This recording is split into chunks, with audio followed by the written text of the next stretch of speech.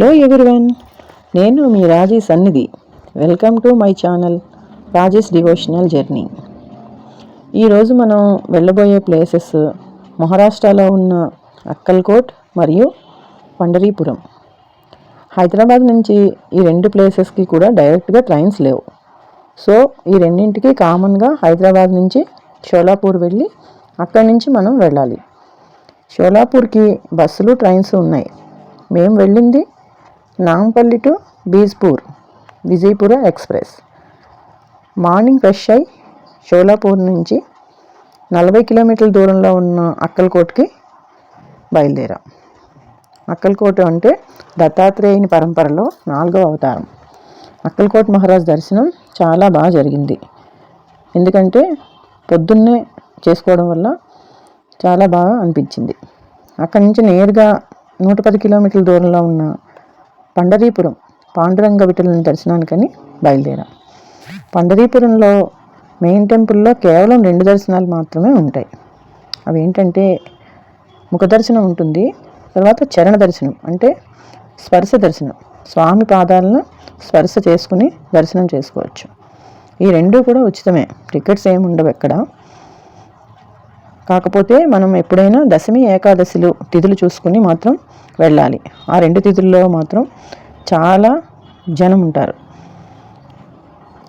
తర్వాత వినాయక చవితి నవరాత్రుల్లో చాలా ఖాళీగా ఉంటుందని అక్కడ చెప్పుకుంటున్నారు అందరూ. చరణ దర్శనానికి వెళ్దాం అనుకున్నాం కానీ 2 కిలోమీటర్స్ వరకు లైన్ ఉన్నాయి. సరే దగ్గరలో సైట్ సీయింగ్ చూద్దామని లోకల్గా ఉన్న ఆటో ఒకటి మాట్లాడుకున్నాం. ఇక్కడ 4 ప్లేసెస్ ఉంటాయండి. ఒకటి చంద్రబాగ్ నది, పాండురంగ విఠలుడు నడిచిన చోటు. చూడ్డానికి చాలా ఆహ్లాదకరంగా ఉంటుంది కానీ ఇంకొంచెం మెయింటెనెన్స్ చేస్తే బాగుంటుంది. ఇక్కడ పక్షుల గూళ్ళు, కిలకిల రావాలు, తర్వాత ఒక విష్ణుమూర్తి పాదం అన్నీ కూడా ఉంటాయి. తర్వాత అక్కడి నుంచి సెకండ్ ప్లేస్ సక్కుబాయి. ఈమె పాండురంగ విఠలుడి అత్తయ్య. ఈమె మందిరం కూడా చాలా బాగుంది, చాలా ప్రశాంతంగా ఉంది. తర్వాత 3వది భక్త తుకారాం భజన మందిర్. అక్కడికి మేము వెళ్ళేసరికి కీర్తనలు భజనలు జరుగుతున్నాయి. తర్వాత 4వది గుడిలో ఉన్న మన మూల విరాట్ని పోలిన మూర్తే ఇక్కడ ఈ టెంపుల్లో కూడా ఉంటాడు. అతను రుక్మిణి సమేతంగా స్వామి ఉన్నట్లుగానే ఉంటారు.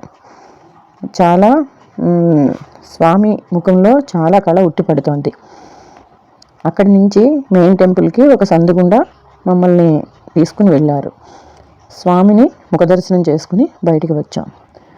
మన పండరీపురం చరిత్రలోకి వెళ్తే శ్రీకృష్ణుని అవతారమే ఈ పాండురంగ విఠలుడు. పుండరీకుడు అనే అజ్ఞాని గర్వంతో తల్లిదండ్రులను అశ్రద్ధ చేస్తూ విలాసాలు చేస్తూ ఉంటాడు. అతనికి జ్ఞానోదయం చేయడానికే మన శ్రీకృష్ణుడు పాండురంగ విఠలుడుగా అవతరించాడు. భక్తకోటిని అనుగ్రహిస్తూ పాండురంగడు ఒక ఇటుక రాయిపై నిలబడి ఉంటాడు. మనసు ఎంతో ఆనందం అనిపించింది స్వామిని దర్శించిన తర్వాత. ఇక్కడి నుంచి మరొక యాత్రకు వెళ్దామా?